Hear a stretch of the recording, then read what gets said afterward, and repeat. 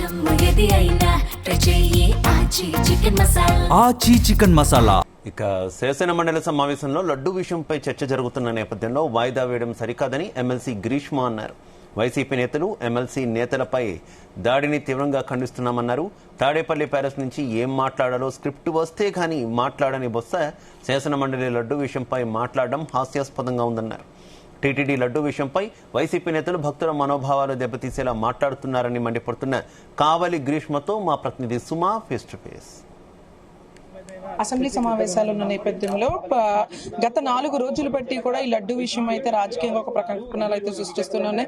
వీటికి సంబంధించి ఈ రోజు మండలి ఏదైతే ఉందో వాటికి సంబంధించిన వాయిదా, అలాగే వైసీపీ నేతలు టీడీపీ ఎమ్మెల్యేలపైన దాడులు చేశారన్నది కూడా జరుగుతూనే ఉన్న అంశాలు అయితే తెరపైనకి వస్తున్నాయి. ఇదే అంశాలపైన ఇక్కడ ఉన్నారు ఎమ్మెల్సీ గ్రీష్మ అయితే ఉన్నారు. చెప్పండి, అసలుకి ఎలా చూడొచ్చు అంటారు అసలుకి ఈ విషయాన్ని? చూడండి, ప్రతిరోజు ఇదే డ్రామా.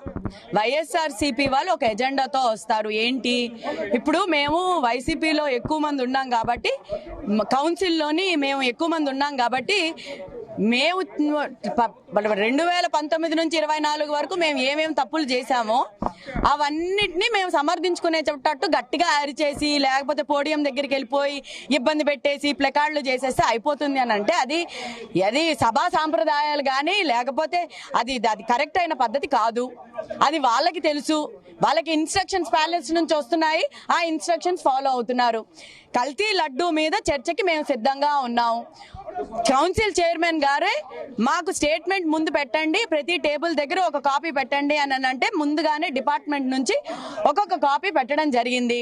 దాని తర్వాత మినిస్టర్ గారు స్టేట్మెంట్ ఇవ్వడానికి నిల్చోగానే లేదు, మీరు స్టేట్మెంట్ ఇవ్వడానికి లేదు, డిస్కషన్ అయిన తర్వాత మీరు తర్వాత మాట్లాడండి అని అంటే, మంత్రి గారు స్టేట్మెంట్ ఒకవేళ ఇవ్వకపోతే వైసీపీ వాళ్ళు చక్కగా మాట్లాడేసి వాళ్ళకి చెప్పాల్సింది చెప్పేసి అన్ని అవాస్తవాలన్నీ మాట్లాడేసి యాజ్ యూజువల్ వాకౌట్ చేసుకొని వెళ్ళిపోతారు.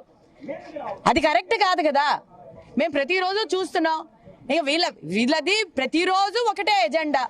వీళ్ళు కొత్తగా ఏదైనా చేస్తే మాకు తెలియని విషయం అది ప్రజలకు కూడా అర్థమైపోయింది. 6th క్లాస్ 7th క్లాస్ చదువుకున్న వాళ్ళు కూడా వైసీపీ వాళ్ళు వాకౌట్ చేసుకొని వెళ్ళిపోతారా ఈ రోజు అని మాట్లాడుతున్నారు. ఎంత సిగ్గుచేటండి.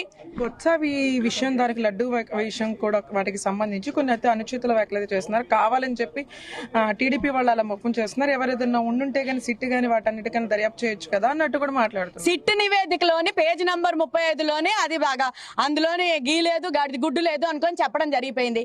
ఏం చెప్తా ఉన్నారు ఎల్ఓపి గారు? ఆయనకి తెలీదా కల్తీ జరిగిందని? సుబ్బారెడ్డి గారు కల్తీ జరిగింది ఆయన అంటూ ఉంటే, ఎవరైతే టీటీడీ చైర్మన్ చేశారో వాళ్ళ హయాంలోనే మళ్ళీ ఈయన దేనికి సమర్థించుకుంటున్నారు?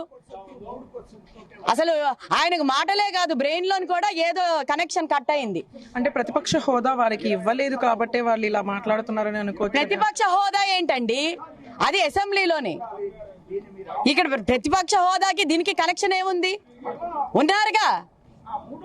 ఉన్నారుగా వీళ్ళే ఎక్కువ మంది ఉన్నారు కదా కౌన్సిల్లోని. వచ్చి మాట్లాడడానికి ఏముంది? వినడానికి ఏంటి? వీళ్ళకి ఏమీ లేదు. వితండవాదం చేసేసి నచ్చినట్టు పబ్బం గడుపుకోవడం అలవాటు అయిపోయింది. ప్రతి దగ్గర అలా ఊరుకుంటామని అంటే అలాగే ఊరుకున్నాం కాబట్టి సరేలే పోన్లే వీళ్ళ పాపాన వీళ్ళే పోతారు అని అనుకున్నారుగా. మేము అనుకుంటా ఉన్నాం, కానీ ప్రజలకు తెలియాల్సిన సమయం వచ్చింది. మేము డిస్కషన్ పెడతామని అంటున్నా కూడా వీళ్ళు రెడీగా ఉండకపోవడం. బొత్స సత్యనారాయణ గారికి ఇప్పుడు డైరెక్ట్ గా నేను ఒకటే అంటున్నా, బొత్స సత్యనారాయణ గారు, మీరు రాజకీయాల్లోని చాలా సుదీర్ఘమైన రాజకీయాలు చేశామని అంటున్నారు. మీ ఆత్మసాక్షిగా చెప్పండి. గుడికి వెళ్తారు, తిరుపతికి వెళ్తారు, మీరు ప్రసాదాలు తీసుకుంటారు. గత 2019 నుంచి 24లో ఒక్కసారైనా లడ్డు తిన్నారా? ఆయన కల్తీ ఉంది కాబట్టి ఆయన కూడా తినుండరు ఖచ్చితంగా. ఆయన గుండెల మీద చేసుకొని చెప్పమనండి. ఎందుకండి అబద్ధాలాడి ఎవరిని మోసం చేద్దాం అనుకుంటున్నారు? వైసీపీ కావాలనే కక్షపూర్తిగా అయితే ఇది అసెంబ్లీ సమావేశాల్లో కాకుండా లడ్డు విషయం పైన ప్రకంపనలు సృష్టించే విధంగా వైసీపీ నేతలు అయితే చేస్తున్నారు. బొత్స అయితే తాడేపల్లి ప్యాలెస్ నుంచి తన రిస్ట్రిక్షన్స్ కానీ ఏమన్నా ఆర్డర్స్ ఏమన్నా వస్తే కానీ ఆయన మాట్లాడే వ్యక్తి. అతను అసెంబ్లీ సమావేశాల గురించి కానీ మండలి వాటి గురించి కూడా మాట్లాడే అర్హత లేదంటూ కూడా ఎమ్మెల్సీ గ్రీష్మ చెప్తున్న పరిస్థితి నెలకొంది. కెమెరామెన్ నాగేంద్రతో సుమా ఉపేందర్, జీ తెలుగు న్యూస్, విజయవాడ.